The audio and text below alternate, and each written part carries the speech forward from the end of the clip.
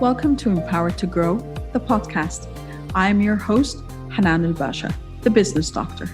Following our conversations with empowered women who woke up one day and consciously claimed, I am more than enough, I am worthy, I am empowered to grow. And along their empowering journey towards realizing their own potential and their quest for growth, they became a beacon of hope and guidance for others. May you also find your inner power to grow. So, welcome again to another episode of Empowered to Grow. This is your host, Hanan Basha. As always, you know by now, I think that we continue our conversation, and the conversation still continued with Marian Bahader, my friend. And we, talking about empowerment and talking about women empowerment, we had to go down another route, and Marianne had something she wanted to share and wanted us to start discussing further. Yeah, I feel that we're overdoing it with the whole women empowerment and the whole Me Too and feminism and so on in a way that could be counter. I feel I know everyone says that man has to be part of the conversation and has to be part of this, but I feel we're triggering them in the wrong way. Not only they're not part of things, they're actually not keen to be part of things because they think we're using this as an excuse, or we're overdoing things, or we're just spending our lifetime reflecting and developing and so on, and not doing what things that matter. So it's a thought that crosses my mind always, that I see the number of discussions and analysis and reflections and hours and books and I don't know what that we women have been putting into ourselves, as opposed to men who are just happy to just carry on with their day-to-day without the need for that. And I'm very intrigued to know, were we that damaged to start with that we need all that much work, or are they happy to stay damaged, or what is it really? Well, my thoughts, my humble thoughts, and these are not professional in any way. We are not feminists over here, as in we all hate men, and we're not going to go out with pitchforks after them. And I think that's what I keep advocating all the time. I say for a woman to empower herself does not mean that to hate men, and it's not mean that we need to kick the men out of our lives. I'm married. We've got our son, but I realized that yes, we I wouldn't say damaged, but we were conditioned in a way that did not serve us growing up. Excuse me. And I don't say this just as the Middle Eastern women and, you know, how they keep the stereotypical views of women are suppressed in the Middle East. I don't think so either.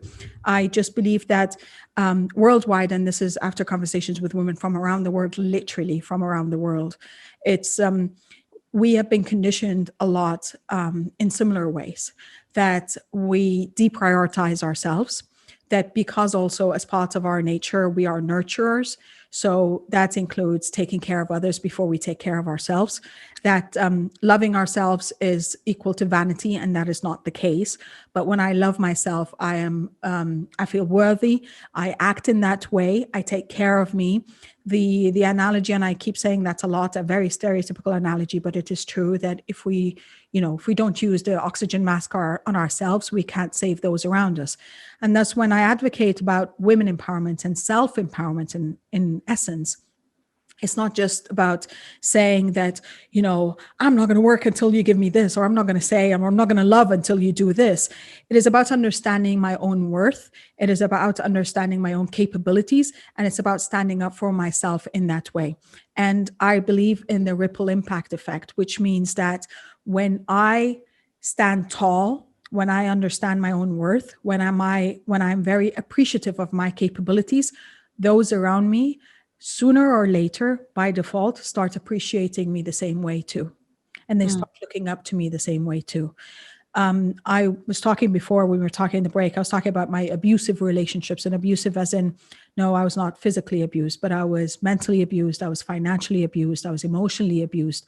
Romantic relationship and a work relationship. It's because I did not know how to stand up for myself.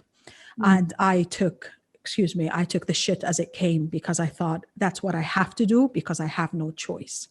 Versus walking out is a choice when it means that you're supporting yourself, when it means that you know that you have options, when you know that you have the power within you, that you have choices that you can further explore rather than just take shit and say, yeah, there's no other way but this. About including the men in the thing. And I told her, like, I was criticized a few times. I was like, why do you empower women only? Men need empowerment too. I'm like, true. But when women are empowered, they empower by default those around them. Men's empowerment feels, I empower our son. I work very hard on empowering him to become the best version of himself. That for me is the same essence. It's not gender specific, but because as women, we're like, you can't do this because you're not physically capable, because you're not mentally capable, because you're not professionally capable, or because you're hormonally incapable. I no longer stand for those excuses. These are the ones I'm going against. I can do what I set my heart and mind to, understanding my own, I wouldn't say limitations, but my own boundaries and parameters. How do I want to integrate this into my life? How do I want it to become part of my life without having to stretch myself out too thin and kill myself in the process, just because I was conditioned that I have to achieve it all? Very true. Yeah, very true. I think, like I'm hearing you now, and I keep thinking you're right. Like we definitely have been sort of conditioned or brainwashed to behave a certain way, and it's not saying we should be like men in any shape or form. Yani, I No, think we're better off being like us. no, we But shouldn't. but there are things where absolutely right, like at workplace, standing for yourself, not accepting nonsense, not being belittled or treated as a different just because of your gender, being given the space to speak and voice yourself, and all these kind of things. And we've seen like a lot of bad women bosses because unfortunately they're having to behave in an extreme just to be given the That's true. respect and the space that a regular nice guy could get in the Yes. workplace. So we haven't seen a lot of female bosses. I'm lucky I've seen some, but there's also this alpha, what they call it, Yes. alpha, The alpha dog. yeah, who's like who's out to get you kind of thing, and who Yeah. brags about being vicious because that's the only way she could actually have a seat at the board or this and that. And I think this is the problem. But Yes. I still think that us living in our own head or empowering ourselves a lot, um, without men basically really acknowledging this and playing a role, it's damaging. I'm just wondering, like, at what point or how can But men I be? think I think they are included in the conversation, Marianne. I wouldn't say they're excluded from all conversations. I mean, yes, you referred to the Me Too movement, for example. I like that movement. Yes, it was, of course, taken way overboard, and everyone just kind of felt no, that I have to speak up because this and this happened. Yes, we all had that. Men got abused as well, so we have to understand and hold the space for them in that sense too. But I believe they're getting the picture more and more every day, and Mm, they're waking up to the idea that things need to change for things to move for all of us. It mm, is not, I never saw women empowerment as in taking a team and just going and playing with one team. It's always about the conversation, but understanding that the conversation needs to happen amidst us first. You need to mm, understand what you want, because if you tell someone to say no, they're going to go and say no to everything. And that's not the right no. That's not the no that empowers you. That's the no that villainizes you. As you said, like, for women in business, in corporate world specifically. And I had this conversation with one of my very close friends and, also someone I coach. And she's like, I don't want to be, I don't want to say that, or I don't want to do that. I'm like, why? She's like, because I don't want to be called a bitch again. mm, I'm like, well, if a bitch means that you stand up for yourself and you are professional and you stand up for your limitations, then be a bitch and be proud. mm. You know, we've Yeah, been labeled in that way, in a negative connotation. true. But you know what's my worry? And I'll tell you from hands-on experience. Let's say my husband is a very progressive, modern guy ever since the day I knew him. So for him, he already treats women with ultimate respect. He sees them as his equal. He sees them and so on. So this whole conversation goes over his head because Yeah. his natural thing is like, yeah, this is the right. So there's nothing for him really to tune into. The other guys who have the issues and the wrong mindset and they are, I don't know what, hardcore different, they are triggered in a negative way by this movement. So instead of them reflecting on where are women coming from, or maybe there's truth in it. They're just attacking it as enough women empowerment. Every time women are like trying so hard to shout out loud and to create issues, and they live too much in their head. And I don't know what. So I even in my own like friends, I see very clearly the two types of people. So I'm wondering, what does it take for the other guys? The ones that are paying attention and are part of the dialogue are naturally Yeah, they're agreeing. naturally So there. it's You not don't have to something that win they them need. over. They feel negative. The others, yeah, yeah, the others are really blocking it. I feel this is my worry. I feel the whole thing is firing back a little bit. Like every time I say I'm going to a women talk, another women group, another women, da da da. It's like, what do you guys do when you just keep talking to yourself? Like it's a little bit Yeah. of this, that I think another women empowering platform. Yeah. from that perspective, I think there are actually three teams here. So as you said, there's the progressive team, as in Mm. they've been raised that way and they've been conditioned that way. So they have no issues having these conversations. Like your husband, my husband is the same too. He's like, I never wanted to marry a pushover. I wanted someone who could stand her ground and we can have a conversation rather than just a dictation of what you need to do. And then, yes, there are the other extreme of women again. What's your problem? And they don't see that just that statement is disempowering on so many levels. I think the ones in the middle, then there are the ones in the middle. And I think the ones in the middle are the ones that have the tendency to realize that their actions and their words and their phrases are disempowering. And these are the ones that are now getting the gist of the conversation. It's like, the extreme right and the extreme left. It's very difficult for both of them to come together. But I'm not targeting the ones that already think that, women again. I'm targeting the ones in the middle where it's like, talk to me again. Let me, what does this mean? Oh, okay, I get it. So this is not nice to say, or this is not good to do, or whatever it is. And don't think this conversation is going to end in one generation, maybe two, maybe three generations, where everyone's on board and everyone's a lot more receptive of each other. Women are waking up today to realize that they also have power within them that they did not realize before. They also have options that they were too scared to explore before, because, as Tony Robbins says, obviously I always have to connotate, I have to bring Tony Robbins in the conversation every time. That's stuff in a nice way. Exactly. But he speaks that the two main things that stop people are either fear of the unknown or fear of failure. And I think that is also a major block in a lot of women standing up for themselves. I stood in meetings where I wanted to talk about something when I was in corporate and I was doing marketing, and I'd be objecting about something in the product itself that we're talking about. And this was in real estate, for example. And if we all know, that's basic 4 P's of marketing is product. Yeah, and we're not even talking about the 7 P's, and that has even progressed further. And the response I used to get was, no, don't worry yourself about it. Just go do a brochure and an ad.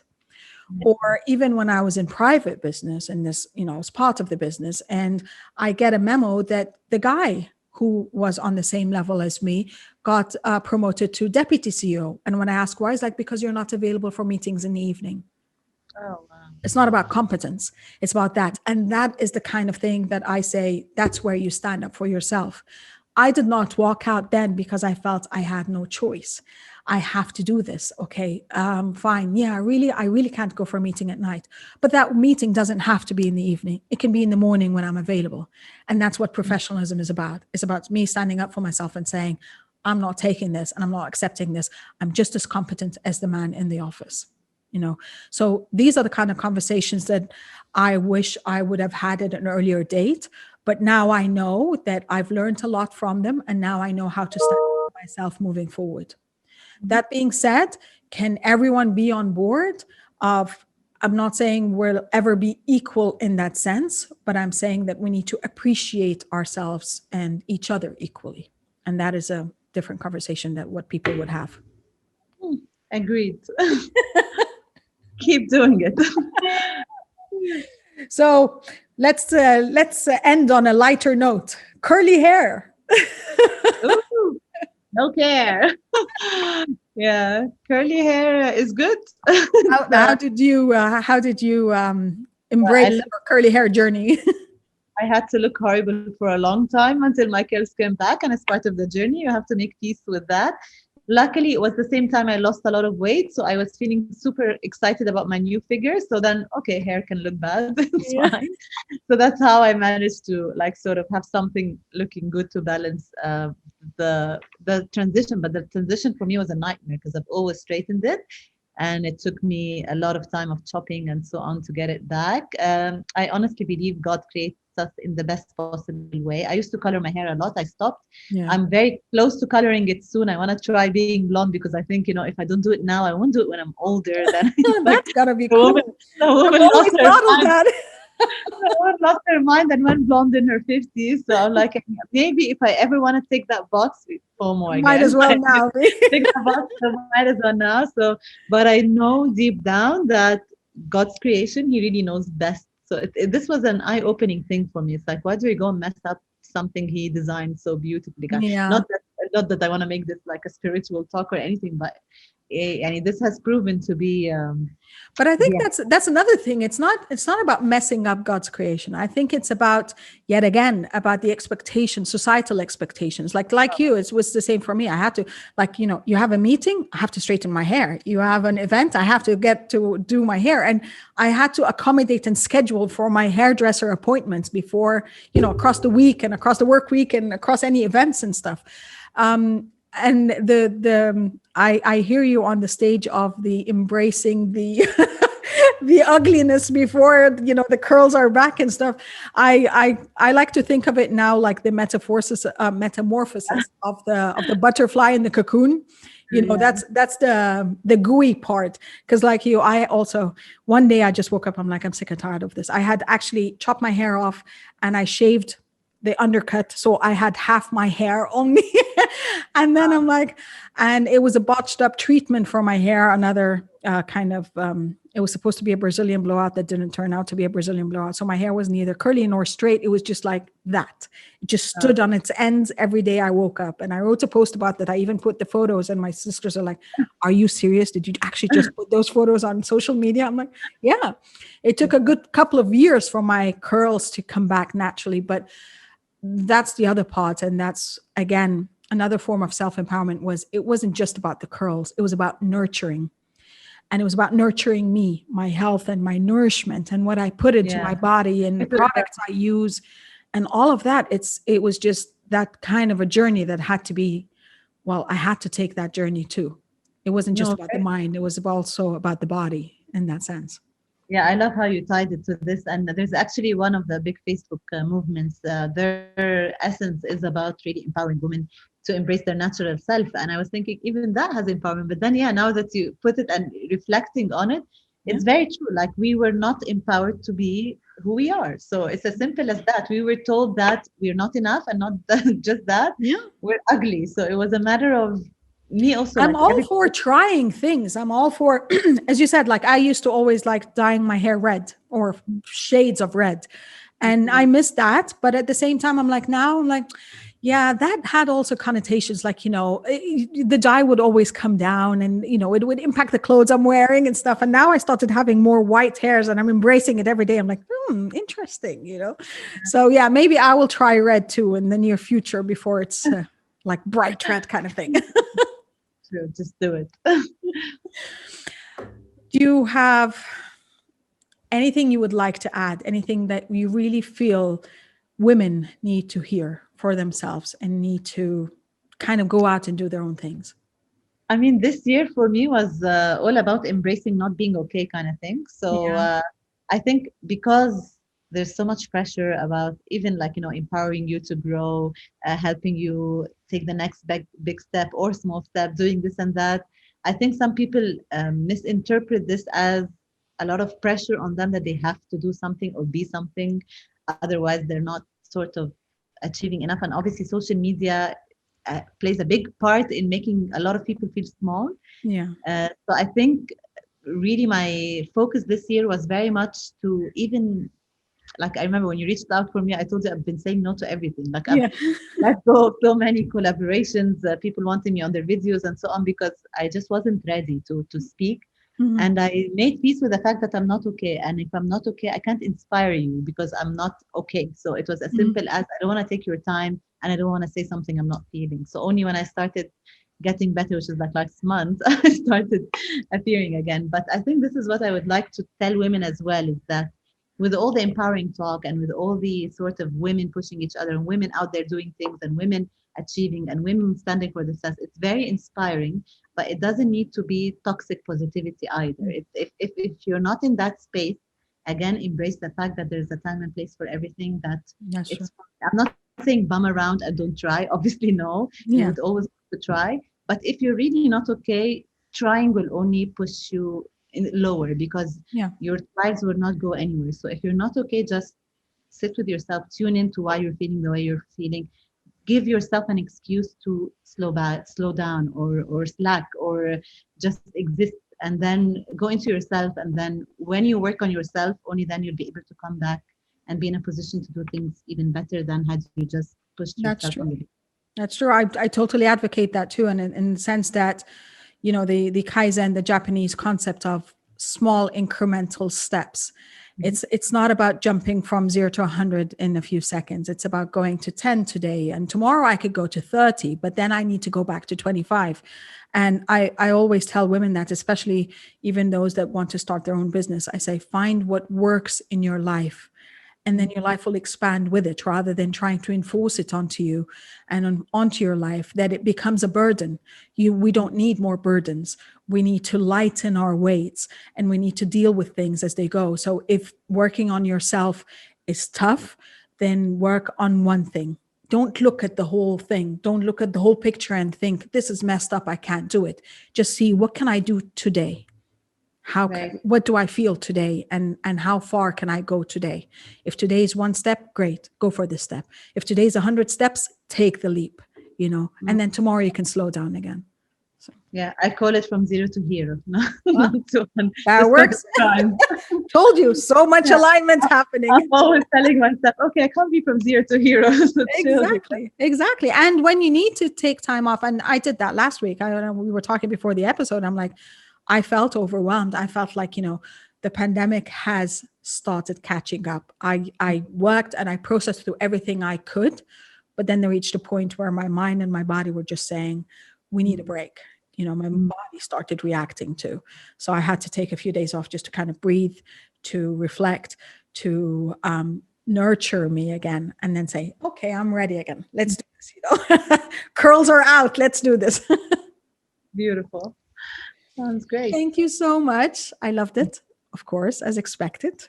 And thank you for coming out again, taking your time off, and then coming back again to infuse us with more hope and power and positivity. Thank you so much. Enjoyed my time a lot and enjoyed our chat.